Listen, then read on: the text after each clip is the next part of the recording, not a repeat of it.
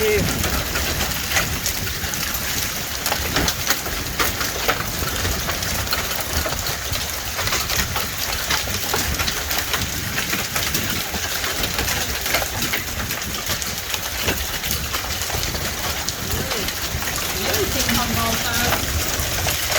Yep.